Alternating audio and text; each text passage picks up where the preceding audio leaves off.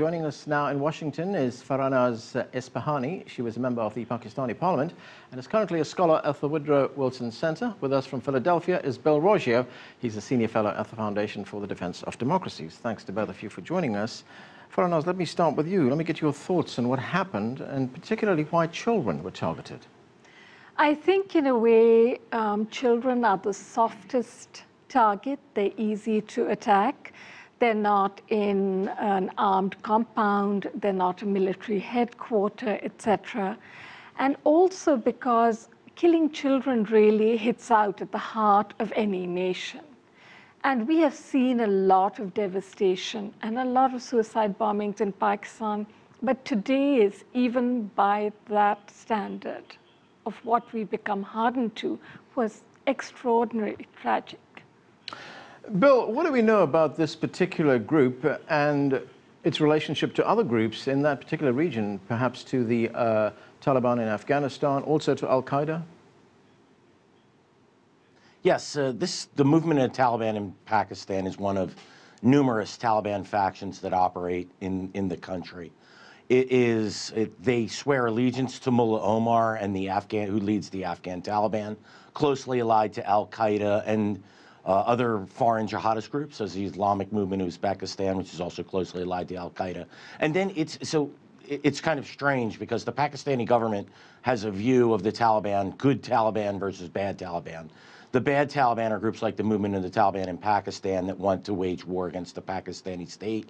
The good Taliban are groups like say the Haqqani network, which is part of the Afghan Taliban, and they conduct attacks in Afghanistan, wage jihad there, or any jihadist groups that they support that would fight in Afghanistan or against India that don't advocate waging war against the Pakistani state. But the reality is the good Taliban are still bad Taliban because they shelter groups like the movement of the Taliban in Pakistan and Al-Qaeda and other groups like that.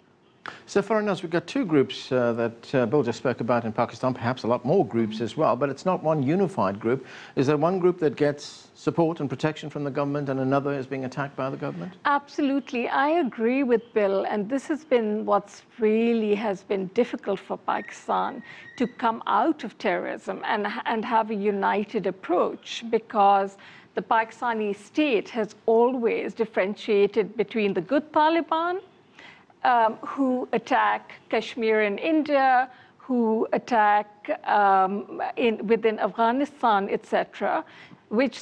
Pakistan, the state, gives them safe havens. They give them ammunition and artillery and all kinds of things, and harbor them from the international world.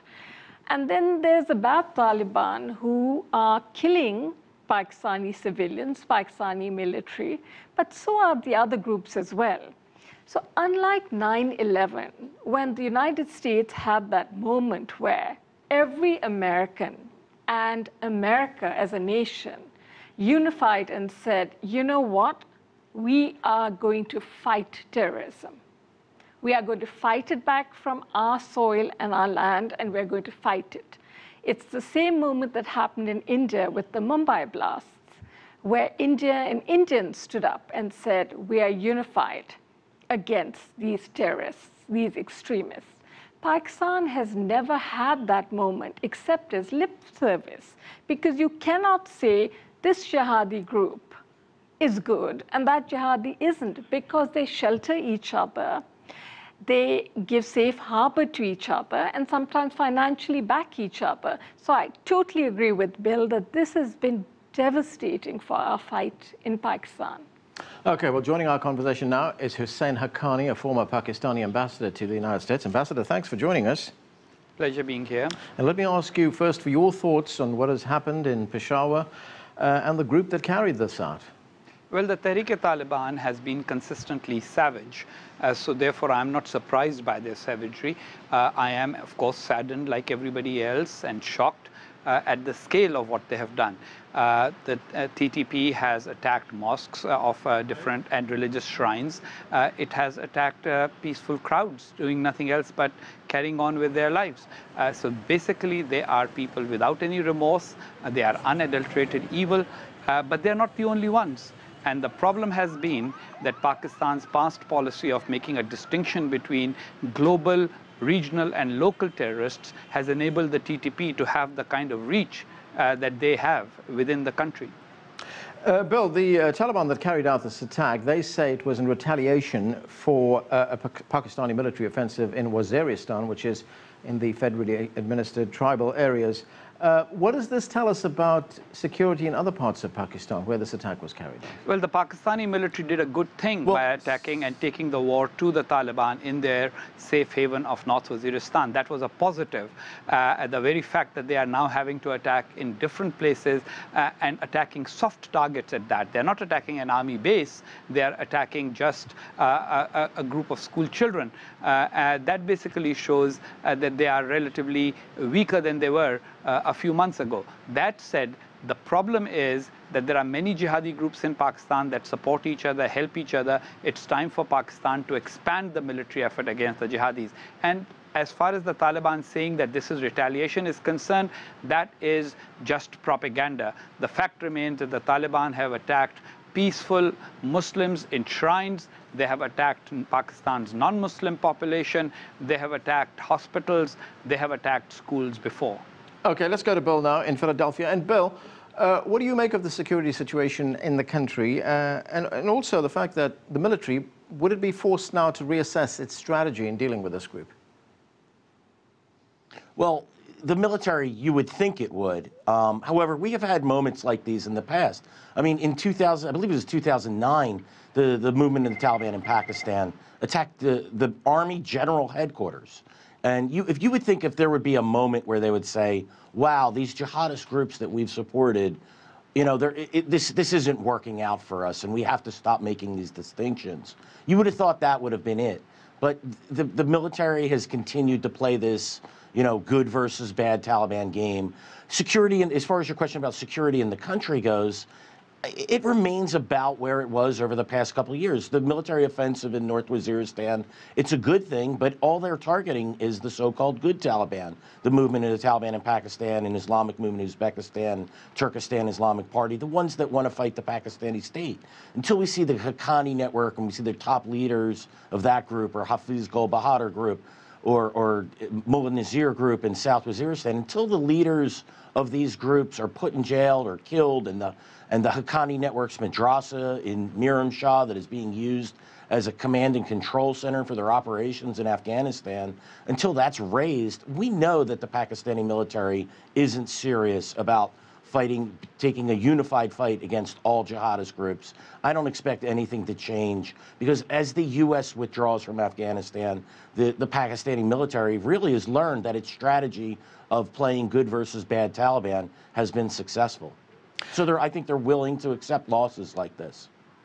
Fair enough. When we talk about that military campaign that was carried out in Waziristan, at that time, the Pakistani military told us that they had cleared out 90% of the militants in that particular area. But you know, this is a typical asymmetrical war, you know, where the militants are hitting soft targets as well. What does that tell us about that campaign, that it was not successful? Well, I think it was as successful as could be at that time, but because there's no clarity, even within Pakistan, they have fostered a mindset that says that, you know, these people, Imran Khan, a big political leader, has refrained from attacking the Taliban head-on because he says they are Muslim brothers.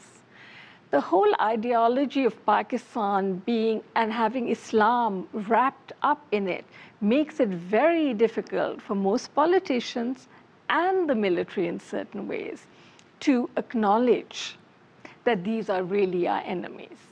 So I think that they tried at that point, I won't say 90%, but actually when they started the campaign, they announced it months before they actually went in. And many of the Taliban crossed the border into Afghanistan and were given safe harbor by the Afghan Taliban. So, you know, it was like warning them in advance. This time around, I see that, you know, there's been a lot of destruction. They have killed many people. But again, one really doesn't know because a lot of civilians have been killed. It's been just brutal carpet bombing.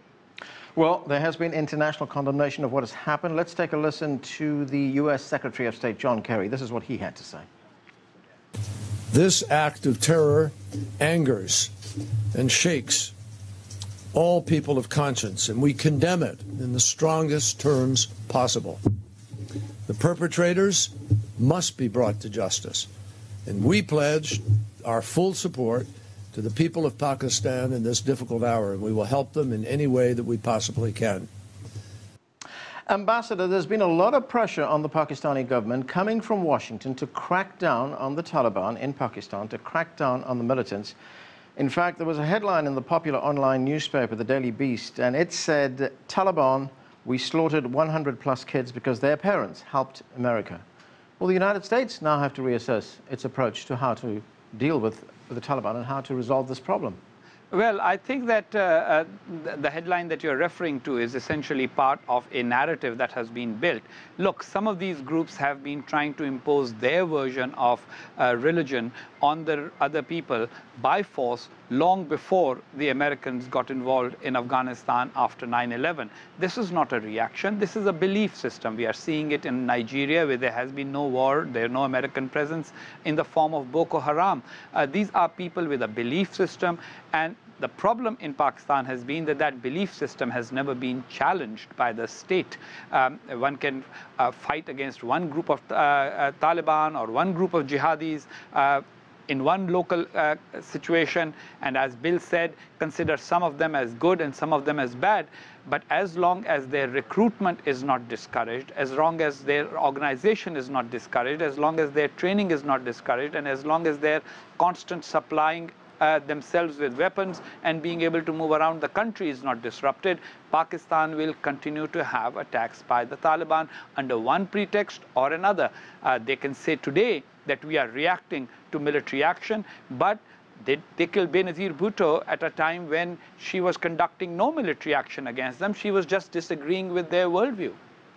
We are going to have to take a break right now. We'll continue our conversation about the horrific attack at a Pakistani school and the stand some students are taking against terrorism. Stay with us, you're watching The Heat.